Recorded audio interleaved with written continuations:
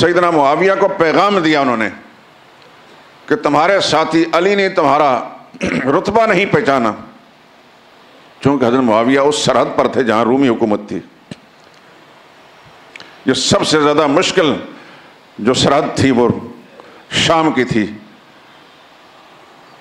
اور وہاں حضرت معاویہ بیٹھے تھے. اس نے ہمدردی کا اظہار کیا کہ میں اپنی فوج بھیجتا ہوں تمہاری کمک کے لیے، تمہاری مدد کے لیے. ہماری طرح کے لوگ ہوتے اس وقت کیا ہماری حالت ہوتی. ہماری ذہنی پستی اس قدر ہے کہ ہم اپنے سگے بھائی کو بھی تحت کرنے کے لیے ہر جائز و ناجائز حربہ استعمال کرتے ہیں. لیکن وہ لوگ تھے جن کے بارے میں اللہ نے اپنے قدرت قلم سے ایمان لکھ دیا تھا.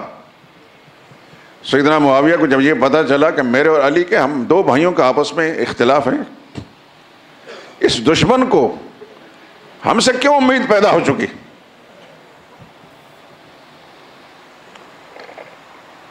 تو سیدنا معاویہ نے یہ خط لکھا. اس خط کو ابن کثیر نے اپنی کتاب میں نقل کیا ہے، اور یہی بات میں نے اپنے اس کتابچے میں بھی لکھ دی ہے. کہتے ہیں واللہ لئن لم تنتہ یا لعین، یہ الفاظ ہیں، ہو سکتا کوئی ایک آدھ لفظ مجھ سے چھوٹ گیا ہو. لئن لم تنتہ یا لعین، اے رومی کتے، اے لعنتی، اگر تو اپنے خبیث ارادے سے باز نہ آیا میں فوراً اپنے بھائی علی کے ساتھ صلح کر لوں گا، پھر میں اور علی دونوں مل کر تمہارے خلاف چڑھائی کریں گے. جو عبارت میں پھر اس کا مفہوم یہی ہے، وَلَنُذِيقَنَّ عَلَيْكَ الْأَرْضَ بِمَا رَحُبَتْ وَلَنُخْرِجَنَّكَ مِن بِلَادِكَ، ہم دونوں تم پر چڑھائی کریں گے اور تمہاری مملکت سے اٹھا کر تمہیں باہر نکال دیں گے، باہر پھینک دیں گے، اور خدا کی زمین کو تم پر تنگ کر دیں گے. تو ابن کثیر نے آگے لکھا فَعِندَ ذَلِكَ خَافَ مَلِكُ الرُّومِ، رومی حکمران سیدنا معاویہ کی اس دھمکی سے خوفزدہ ہو گیا. وَانْكَفَ، اور اپنے خبیث ارادے سے باز آ گیا. بلکہ ساتھ یہ بھی لکھا ہے کہ اس نے فوری طور پر صلح نامہ اس کا خط بھیجا کہ میں آپ کے ساتھ صلح کرتا ہوں. یہاں ایک بات میں آپ حضرات کے ذہن میں ڈال دیتا ہوں. اللہ اکبر. اللہ سے دعا کریں کہ جو کچھ میں کہہ رہا ہوں مجھے بھی سمجھ دے دے اور آپ کو بھی سمجھ دے دے. سیدنا معاویہ رضی اللہ تعالیٰ عنہ اس وقت ایک صوبے کے گورنر تھے. پاکستان ایک ملک ہے، اس کے کتنے صوبے ہیں؟ ایک صوبے گورنر، بلوچستان کہہ لیں، پنجاب کہہ لیں، سندھ کہہ لیں، سرحد کہہ لیں، ایک صوبے گورنر ہے، پوری مملکت کے امیر المومنین نہیں. اور مقابلے میں وہ رومی حکمران اتنا بڑا ہے جیسا آج کا امریکہ. یہ آپ ذہن نشین فرما لیں، اگر تاریخ پر آپ کی نظر ہے، اس وقت دنیا میں دو بڑی سلطنتیں تھیں، دو بڑی حکومتیں، ایک فارس کی اور دوسری روم کی. فارس میں مجوسی تھے، آگ پوجنے والے، اور رومی جو تھے یہ عیسائی تھے. آدھی آدھی دنیا کے دو حکمران اور ایک صوبے کا مسلمان گورنر.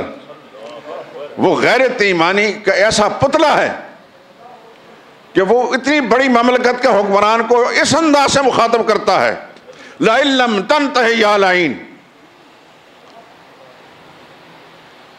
اور پھر سیدنا معاویہ کا یہ غیرت ایمانی سے لبریز خط جب اسے پہنچا تو ابن کثیر نے لکھا فَعِندَ ذَلِكَ خَافَ مَلِكُ الرُّومِ، رومی حکمران ڈر گیا اور اپنے ارادہ بد سے باز آیا.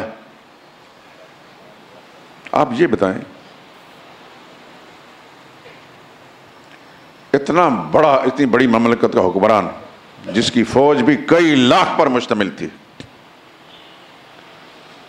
اور سیدنا معاویہ رضی اللہ تعالیٰ ایک صوبے گورنر تھے، ان کے پاس اسلامی فوج چند ہزار ہوں گے،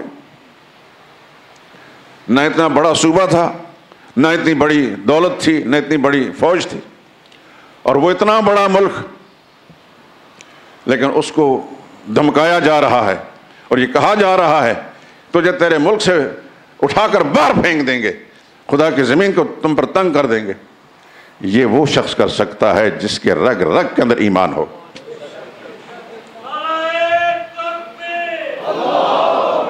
جو غیرت ایمانی کا پتلا ہو.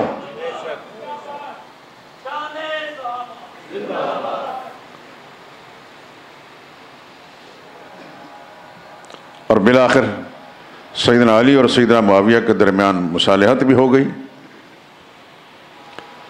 اور باہمی احترام کے معاملات رہے. پھر کسی طرف سے کسی کی کوئی مخالفت نہیں ہوئی. بات یہ میں عرض کر رہا ہوں کہ انسان ہونے کے ناطے سے وہ پیغمبر نہیں تھے، پیغمبر کا ساتھی ضرور تھے، پیغمبر کوئی نہیں تھا. غلطیاں ہوئیں کسی نہ کسی طرف سے، لیکن انہوں نے جو نبی کی چہرہ انور کے روشنی میں جو ہدایت کا سبق پڑھے تھے، اس کی برکت سے بالآخر پروردگار عالم نے ان کو سیدھے راستے پر پہنچا دیا اور مصالحت ہو گئی اور زندگی بھر مصالحت کے ساتھ رہے. کسی شخص کو کوئی حق پہنچتا ہے کہ سیدنا علی کی شان میں گستاخی کرے یا سیدنا معاویہ کی شان میں؟ نہ تحریراً نہ تقریراً کسی کو حق نہیں پہنچتا. میں عرض کر چکا ہوں کہ صحابہ کے بارے علماء نے لکھا ہے کہ ان کی مشاجرات ہے، مشاجرات پر تبصرہ کرنا بھی جرم ہے، کیوں ہر آدمی میں اتنی صلاحیت نہیں ہوتی کہ اعتدال کا دامن تھام سکے. اور کسی روایت کے اندر بھی اگر کوئی ایسی بات آپ کو نظر آتی ہے، کسی بھی حدیث کتاب چاہے وہ بخاری ہو، کہ اس میں کسی صحابی کی تنقید ہو، اس روایت کو چھوڑ دیں گے یا کہیں گے راوی غلط ہے. کیوں؟ کہ ایک طرف وہ روایت ہے، دوسرے خدا کے قرآن کی آیت ہے. آیت کہتی ہے یہ سارے پکے ایمان والے ہیں، آیت کہ یہ سب ہدایت والے ہیں. وَلَكِنَّ اللَّهَ حَبَّبَ إِلَيْكُمُ الْإِيمَانَ، اللہ نے تمہارے لیے ایمان کو محبوب بنا دیا ہے. وَزَيَّنَهُ فِي قُلُوبِكُمْ، اور اللہ نے ایمان کو تمہارے دلوں میں سجا دیا ہے. وَكَرَّهَ إِلَيْكُمُ الْكُفْرَ، تم وہ لوگ ہو صحابہ کرام کہ تمہارے نزدیک کفر کو اللہ نے ناپسندیدہ بنا دیا. والفسوق، ہر قسم کے فسق و فجور کو بھی ناگوار بنا دیا. والعصیان، ادنا درجے کی معصیت کو بھی ناگوار بنا دیا. آخر میں کیا اولئک ھم الراشدون، لوگوں سن لو یہ سب کے سب لوگ ہدایت یافتہ ہیں، سیدھے راہ والے ہیں. یہاں ایک بات کہتا ہوں، مولویوں کو بات سمجھانا تو مشکل ہوتی ہے، آپ کو سمجھ آ جائے گی. خلفائے راشدین سنتے ہیں آپ، پڑھتے بھی ہیں. خلفائے راشدین، سیدنا ابوبکر صدیق خلیفہ راشد ہیں، بولیں. سیدنا صدیق اکبر خلیفہ راشد ہیں. سیدنا فاروق اعظم خلیفہ راشد ہیں. سیدنا عثمان ذی النورین خلیفہ راشد ہیں. سیدنا علی مرتضیٰ خلیفہ راشد ہیں. اس کے بعد کسی کو بھی خلیفہ راشد نہیں کہا جاتا. بڑے دھڑلے سے ہمارا ملا چار پر آ کر رک جاتا ہے، طبیعت اس کی بند ہو جاتی ہے. ایک بہت بڑے عالم سے جو بہت بڑا رائٹر بھی تھا، نام نہیں لیتا، کہ تھوڑا عرصہ پہلے وہ اللہ کو پیارے ہو گئے. اردو بازار میں ایک دکان میں بیٹھی، پرانی بات ہے، اس بات کو 30 سال سے غالباً زیادہ عرصہ ہو گیا. میں ایک طالب علم تھا اور اب بھی ہوں. میں نے ان سے پوچھا کہ خلفاء راشدین کتنے ہیں؟ 4. جی. میں نے کہا یہ قرآن کریم میں کہیں لکھا ہے؟ کہتے نہیں. میں نے کہا کسی حدیث صحیح میں؟ کہتے نہیں. پھر یہ کیسے 4 ہیں؟ کہتے ہیں یوں سلف صالحین سے آ رہا ہے. یہ نہیں کہتے بزرگوں سے یہ سنا ہے. چلو خیر. میں نے ابھی یہ آیت جو پڑھی ہے اس کے آخر میں کیا فرمایا؟ اولئک ھم الراشدون. یہ کس نے فرمایا؟ اللہ نے. تو صحابی جب راشد ہے، چاہے وہ خلیفہ بنے تب راشد ہے، نہ بنے تو تب بھی راشد ہے. خلیفہ بننے سے پہلے تو وہ راشد تھا قرآن کی آیت کے مطابق، اور جب وہ امیر المومنین خلیفہ بن گیا تو پھر اس کے رشد سے دور چلا گیا. کسی مولوی پیر کو، میرے جیسے کسی آدمی کو یہ حق پہنچتا ہے، اللہ جس کو راشد فرما وہ کہتا نہیں یہ راشد نہیں ہے. صحابی جب تک صحابی ہے وہ خلافت کے منصب پر ہے، وہ خلیفہ راشد ہے۔ ابوبکر صدیق خلیفہ راشد ہیں، فاروق اعظم خلیفہ راشد ہیں، عثمان ذی النورین خلیفہ راشد ہیں، سیدنا علی خلیفہ راشد ہیں، ان کے صاحبزادے 6 بھی ہیں، وہ بھی انہی کی تکمیل کے لیے خلیفہ راشد ہیں۔ اور 20 سال تک بلا شرکت غیر پوری مملکت اسلامیہ کا 65,64,000 مربع میل کے رقبے پر حکمرانی کرنے والا بھی خلیفہ راشد ہے۔ سیدنا صدیق اکبر 2.25 سال تک غالباً ان کی خلافت کا زمانہ ہے، سیدنا فاروق اعظم 10 سال، سیدنا عثمان 12 سال، سیدنا علی 4.5 سال،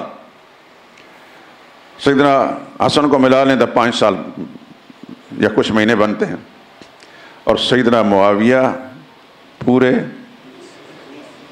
20 سال گورنر رہے اور 20 سال امیر المومنین رہے۔ اور کتنی بڑی مملکت کے 65,64,000 مربع میل کے رقبے پر، جو ایک طرف اقصی مغرب میں دوسری طرف چائنا کے ساتھ ملتا تھا، اتنی بڑی مملکت کا وہ حکمران ہے، لیکن ہماری زبانیں گنگ ہو جاتی ہیں، خدا کی پھٹکار پڑ جاتی ہے ہمارے ملا اور پیر پر، ہمارے رائٹر پر، کہ سیدنا معاویہ رضی اللہ تعالیٰ کا ذکر اچھائی کے ساتھ کریں گے نہیں، اور کریں گے تو ان کی شخصیت کے سارے معاملات ان کو گول کر دیں گے۔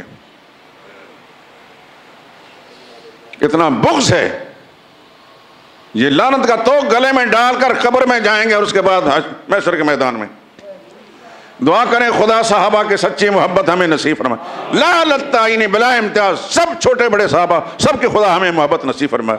وآخر دعوانا الحمدللہ رب العالمین۔